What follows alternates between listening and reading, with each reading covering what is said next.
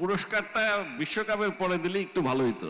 সাকিব তো আমি সবসময় বলি আনপ্রেডিক্টেবল, এবং যেহেতু আনপ্রেডিক্টেবল, এই যে আজকের এই ঘটনা এটাও আনপ্রেডিক্টেবল। কখনো চিন্তাই করিনি যে ও বলবে আমাকে নিতে এই ওর এই পুরস্কারটা। মানে যাই হোক, এটাই সাকিব। একটু আগে মেরাজ একটা কথা বলছিল, ওকে দেখে আমি প্রথমে মেরাজকে জিজ্ঞেস করলাম, এই তুমি এখানে কি করো, মানে তোমার তো এখানে কোনো পুরস্কার পাওয়ার কথা না।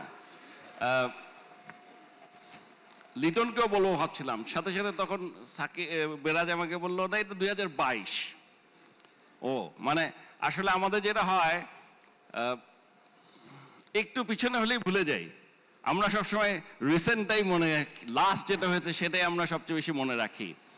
তো তখন আমার সাথে সাথে মনে পড়লো, আসলে তো ইংল্যান্ড ওয়ার্ল্ড চ্যাম্পিয়ন যখন, তখন তাদের সাথে 3-0-তে আমরা টি-20 ওয়ার্ল্ড কাপ চ্যাম্পিয়ন, তাদের সাথে জিতলাম আমরা বাংলাদেশে 3-0-তে। ভারতের সাথে আবার 8 বছর আগে এসেছিল, তখন একবার, 8 বছর পরে আবার জিতলাম, এবং কি পারফরমেন্সটাই না করেছিল মেহেদী হাসান, মেরাজ, ওরা।